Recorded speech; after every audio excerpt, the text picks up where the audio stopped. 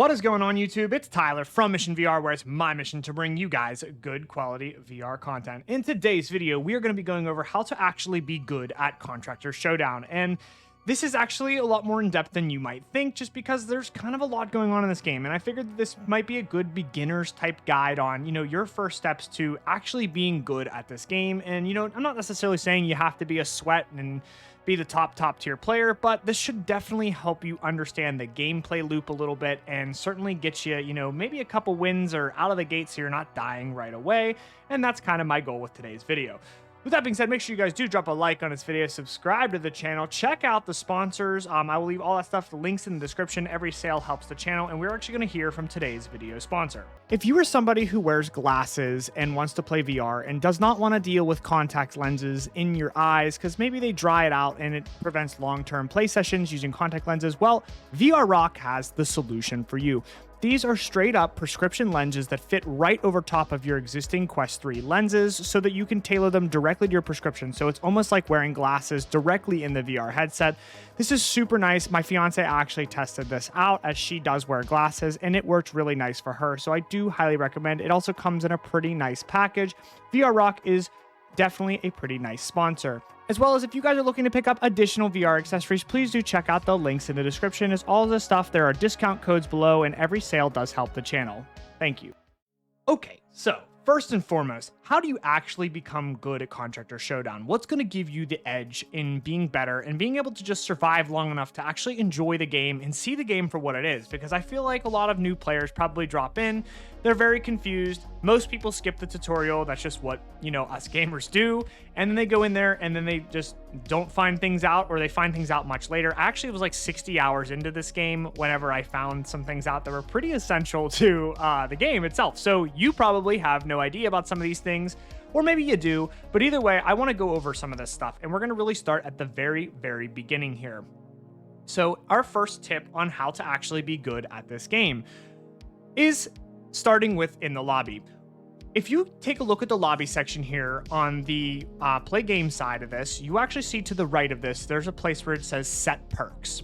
These perks are perks you actually go into the game with. So it's kind of like a predetermined set of circumstances that are going to buff your character as the game goes on. So, for example, generally all the players default start with the healing one. I can't remember what it's called, but you will start with a syringe, some plates, and some bandages, basically giving you some heals right out of the gate. And that's just one of the perks, right? Another one is Tycoon, which starts you out with some money. And then as you go up in the tiers, you can read all these different perks and what they do.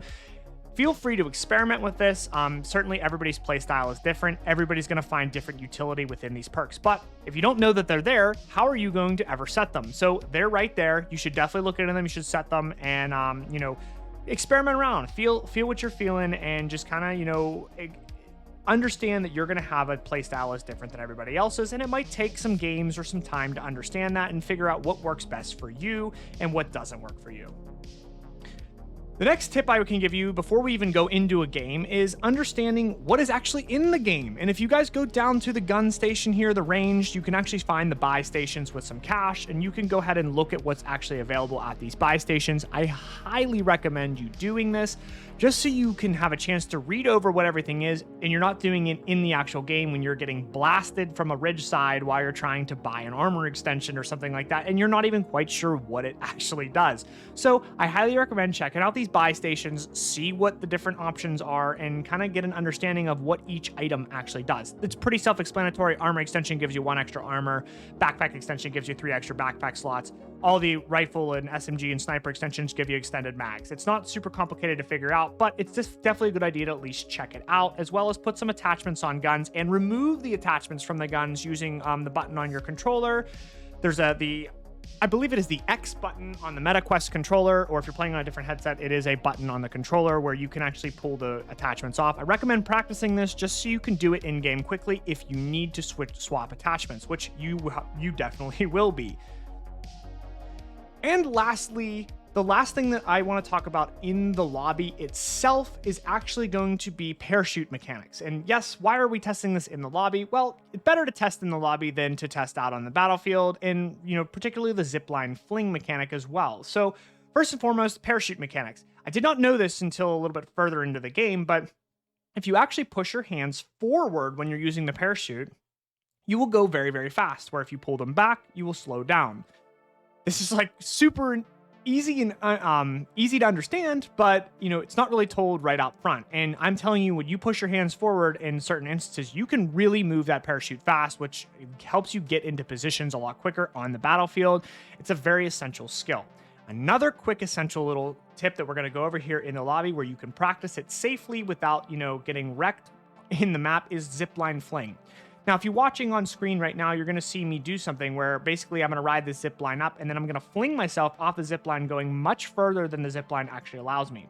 This isn't always the best move, as sometimes you can end up getting farmed if there's a team up there and you're going to go flying in midair. You're an easy kill, right? But if there's nobody around and you're trying to move quickly, or you're trying to get out of zone, or you're trying to run from somebody, this is a great little tactic to really give you a head start.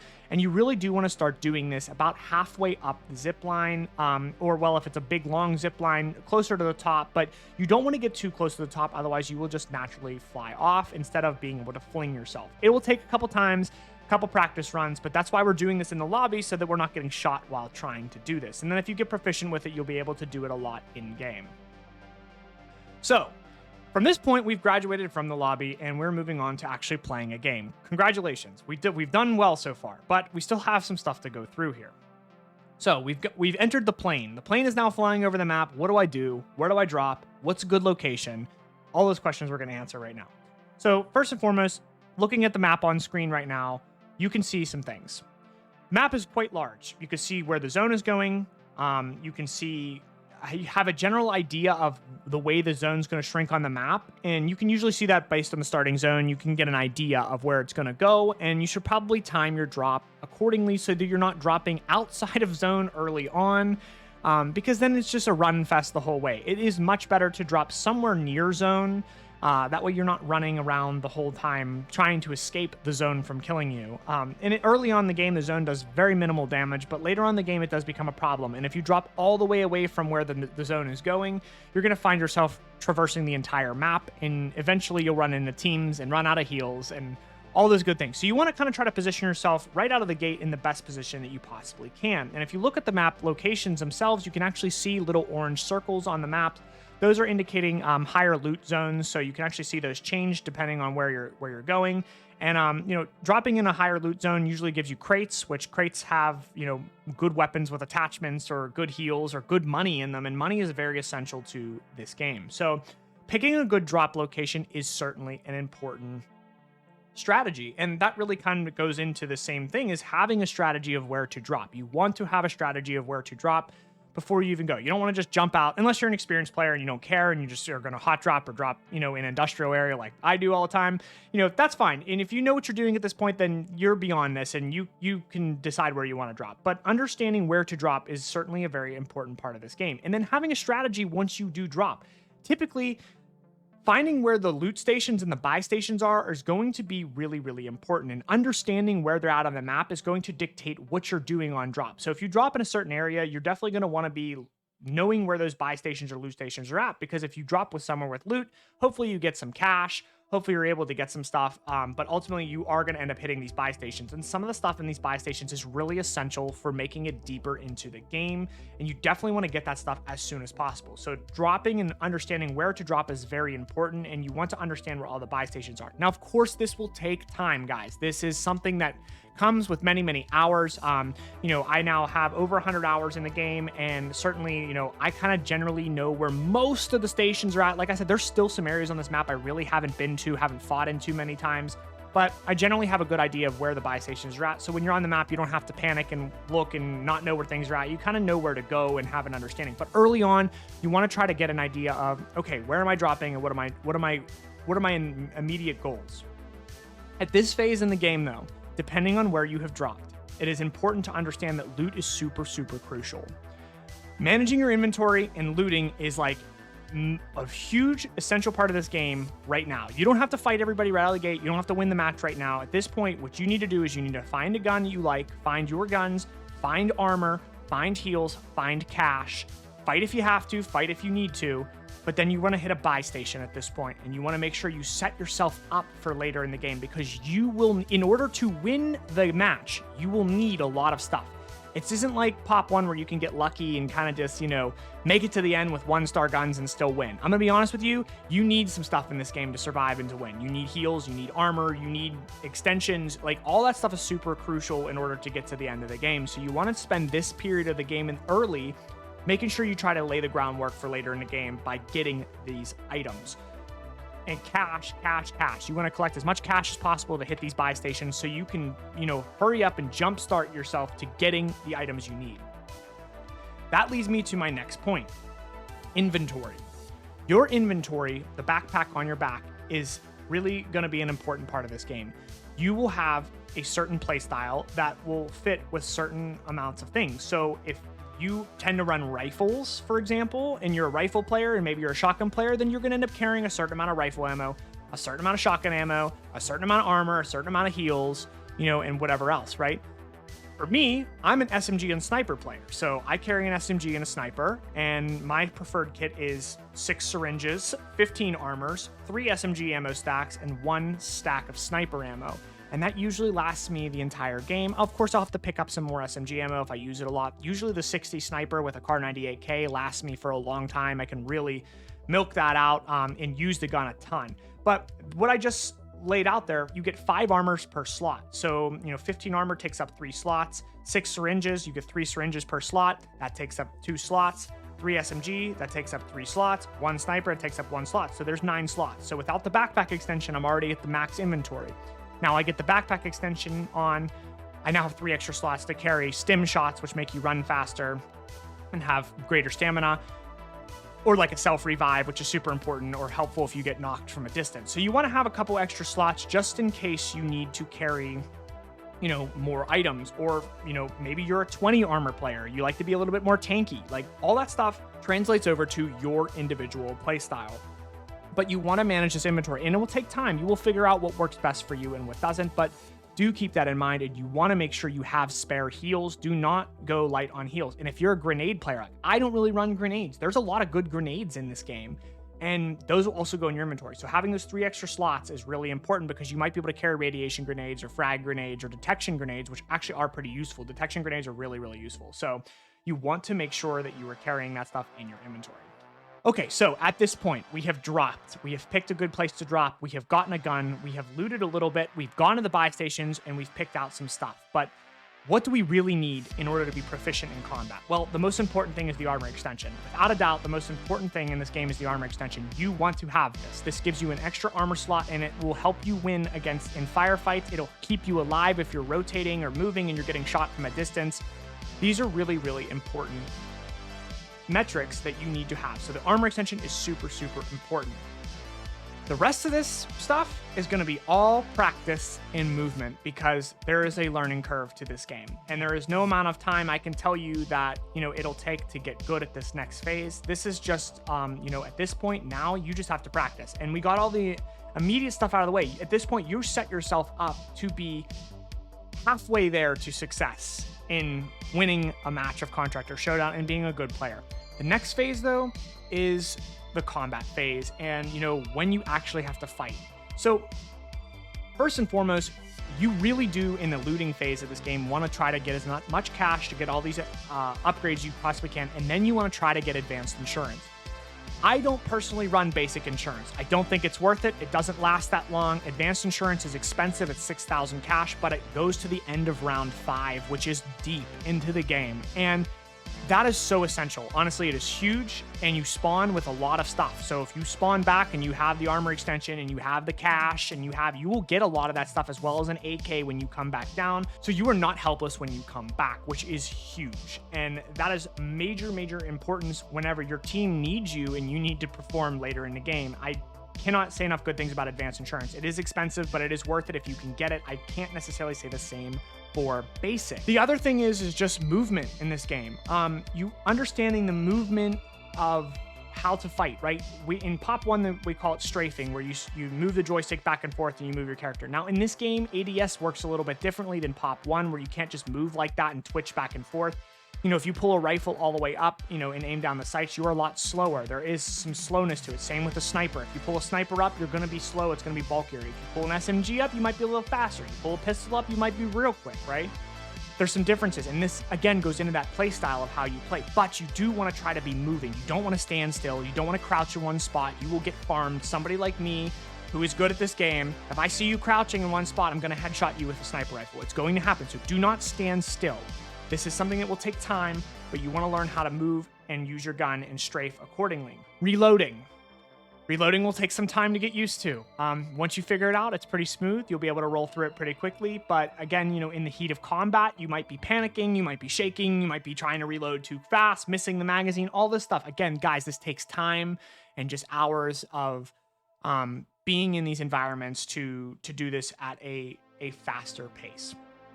But movement is so crucial in this game. And some tips and tricks I can give you guys is that if you know somebody's around a corner, upstairs, in a building, and you're going to have to fight them up close, you should be doing the tactical sprint, which, obviously makes you go much faster. And then if you pull the joystick down on your right controller, you can either slide, which you can slide around a corner, changing your overall body posture, or you can actually jump around a corner, which is, a typical sweat move that a lot of us do, because it does throw people's sights off. If people are expecting you just to come walking around the corner, they're going to headshot you, right? But you come jumping and flying around a corner, they're going to all of a sudden have to panic and move their gun.